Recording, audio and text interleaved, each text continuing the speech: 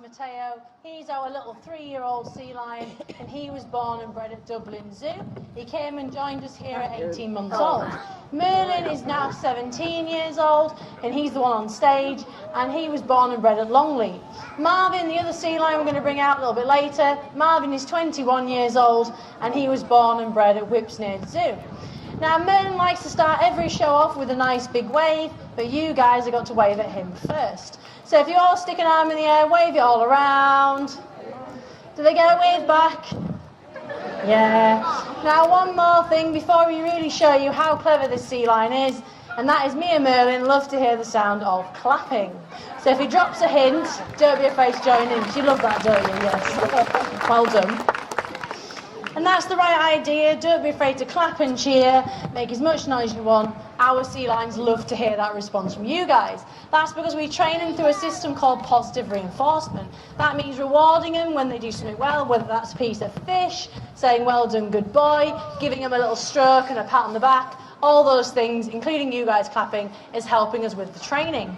Now, one of the first things we taught Merlin before he learned to wave or clap was target training. So this is the target. It's a stick with a coloured spot, and all we did is we let him out in the pool for the very first time he joined us. We just stood here for several hours waiting for the sea lion to eventually come out of the water, because curiosity does get the better of them, because they are naturally inquisitive animals. And he came out of the water for the very first time, and he wondered why one of I was holding in my hand. He put his nose on the spot, and I gave him a piece of fish. And then what happens? Does it again. Give him another piece of fish. Oops, if I can keep hold of the fish, that is. And then he does it again. And then just after doing that a few times, touch, reward, the animals then start to follow the target. So up, down, left or right, that is where his nose will follow. You might think, why teach a sea lion to follow a stick? Because that's basically all a target is. It's a stick with a bit of coloured tape on the end, and it actually makes it very useful for moving the animals around. It's a way of communicating with them where you want them to go. So if I move the target around, he will follow wherever I want him to go. If I stop, he stops. If I put it in the water, he'll go in the water, he'll come back out again, and go all the way back onto his stand for that positive reinforcement. Right idea, guys. And then I can further reinforce that by giving him some fish. Now, another thing we use this target to teach our sea lions, as well as following them around, almost acting like an invisible lead basically, is we teach them to lay down. Now, the reason we do this is to give them a health check, and it also makes the vet visit easier. So to teach them to lay down, all you do is put the target on the ground. The hard part is teaching your sea lion to lay still with his nose, Merlin, on the spot. Thank you, Merlin. Thank you. So once his nose is on the spot, it means he's nice and relaxed, and it means I can give him a health check. So I can check him all over his body, good boy, from his nose down to his little tail. If the vet pays us a visit, he can do exactly what I'm doing, ask Merlin to lay down. It makes the vet visit a lot easier, it's less stress on the animals, because if we didn't train them to do this, we'd have to trap them in a small cage or a small area in order for the vet to get anywhere near them. But this makes it a more positive experience as well, because I'm sure you guys will agree, if you've got a pet dog at home or a cat, generally they don't enjoy a visit to the vets, but this makes it more positive for the animals. Now, I'm pleased to say he's in perfect health, and that was a beautiful demonstration. You sat perfectly still there, Merlin. Well done. Well done. Considering that sitting still is not Merlin's strong point, that deserves a whole fish to say well done. Now, a couple of other things we teach them for health reasons, so the lay down so we can check the body. We teach them all how to open their mouth, because obviously they can't talk to us, they can't tell us they've got toothache. So if we need to check inside his mouth, with a bit of simple training, we've trained him to respond to a hand signal, so I don't need to pull or force his jaws apart. All I do is I put my finger on his chin and he opens up. So open up, say ah. That's disgusting. Now I'm pleased to say his teeth are in perfect health, but his breath less than pleasant. Another thing we teach them to do as well, for health reasons, is we teach them all how to blow their nose. Sounds a bit of a strange thing to teach an animal to blow his nose, but it is because these animals can suffer from breathing problems in the nose and the throat. So by training them to provide us with a mucus sample, or to put it less politely, kids, snot sample, we can then send that snot sample off to the lab test it for any nasty bugs or bacteria. If there's anything present within the sample, with the help of our vets, we can treat your animals with the correct medication. Now, Merlin enjoys demonstrating how he can blow his nose. I don't enjoy it because it goes everywhere. Okay? And normally I'd use a sample dish. Forgotten that. So all I can use is my hands. Yeah, it's pretty gross. You love it, don't you, Merlin? Yeah, okay. On the count of 3, blow your nose. 1, 2, 3, blow. Oh, that was disgusting. Oh, it's all up my arm. That was rather gross. Now, we'd obviously hope most of that sample wouldn't be on me, it would be on the sample dish, but in this case, it's all over me. Ugh, that's the disgusting part of the show over and done. We'll get to a bit of showing off, I think. So, let's show you Merlin's catching skills next.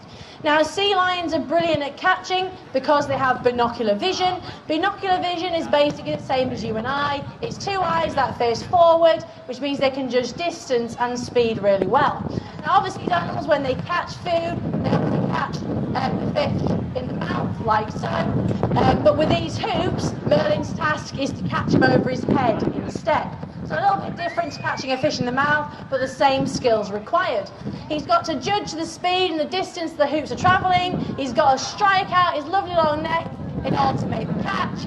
So wherever I throw them, he can get his head in the right position. And I'm not sure if you notice, he always takes a quick look over his shoulder. He didn't do it then. But on occasions, Merlin will take a quick glance over his shoulder to make sure he's caught the hoop.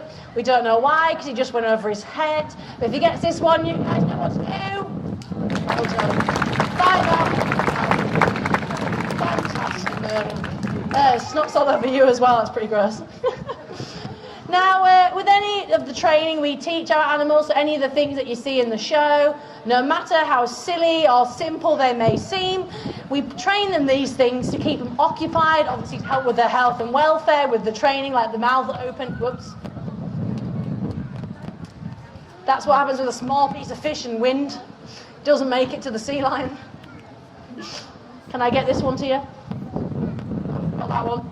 So, I've kept the hoops because this time we're going to make it trickier. So when we train them any activity like the catching of the hoops, when they complete it or when they get really good at it, we either train them a new activity or we make the existing one, like this, harder. So we're going to make this harder for Merlin by flipping the hoops.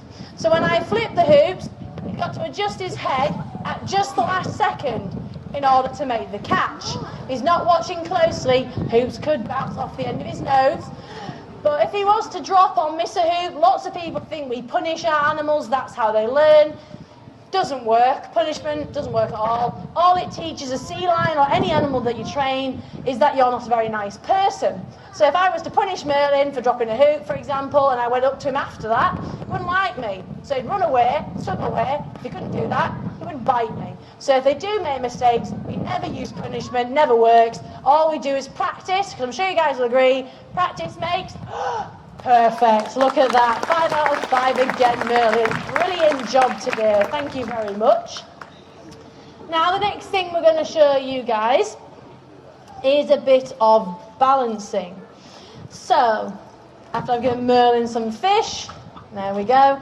I'll get the basketball out. There we go. So here's the basketball.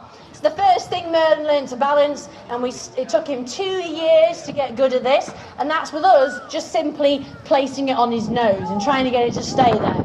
Obviously, this is a skill. They wouldn't do it in the wild. You won't see a sea lion in the wild balancing a ball. It's something we teach him here, again, as I said, to keep them occupied and prevent them from getting bored. Because if we didn't do anything with them, we just left them in the pool all day, threw a bit of fish at them, they'd get bored quite quickly. When any intelligent animal gets bored, that's when behavioural problems soon develop. Now, Merlin is 17 years old now, so he's had quite a few years of practice at this. So I can do something different rather than placing it on his nose. Now, you ready, Merlin? Catch that. He can catch it on his nose. Whoa, careful.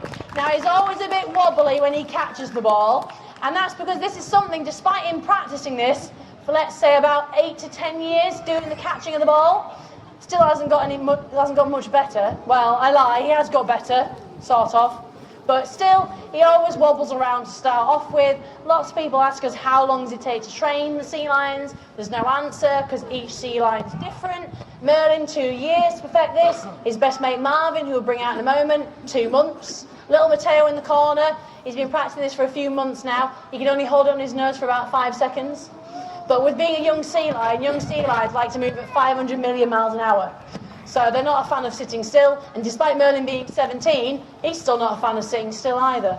So it shows you how they're all very different. Now you can see he's getting control of the ball nicely now, and he's only making very, very small adjustments with his head to stop the ball from falling.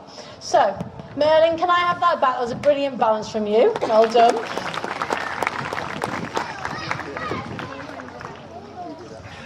There's a big herring. So what we're going to do is going to make the activity harder. So what I could do is I could stick with the basketball, but I'm not going to do that. I'm going to make it harder, okay, by changing the ball.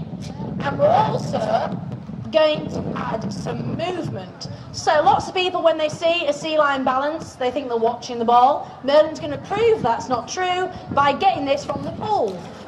So he's got to swim and balance now at the same time, proving he's not watching the ball because he's watching where he's going. That's rather difficult when your nose is pointing in the air. And he's also got to concentrate on the ball, what it's doing on his nose. He's got to make sure the ball doesn't fall off his nose.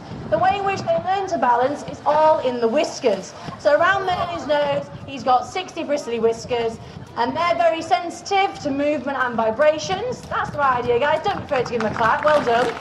And those whiskers are not strong enough to hold the ball on top of Merlin's nose. They're not strong enough to do that. But what they're doing for Merlin is telling him which way the ball's going to fall, and then he moves his head in response. So that's how they learn to balance, by using the whiskers for balancing. Now in the wild, they obviously have the whiskers for a reason, and it's to find and catch fish. When fish swim, they move their tail from side to side. That creates ripples, which those whiskers around his nose can pick up on, even in a strong current. And that helps a sea lion in the wild to find its food when it can't see it. For example, the water's dark and murky, or if the sea lion was to go blind through to old age or injury, they're one of the rare mammals that can survive up to a year if their eyesight fails them. And it's thanks to the whiskers they're able to do that. And that's another fantastic bit of balancing from you, Merlin, so thank you very much. Good boy. And for such another fantastic balance, there's another whole fish to say well done. Nom nom nom. Now the final thing we're going to explain with Merlin are the differences between seals and sea lions, because lots of people come here calling him a seal. He isn't a seal. None of the animals we have here are seals. They're all California sea lions.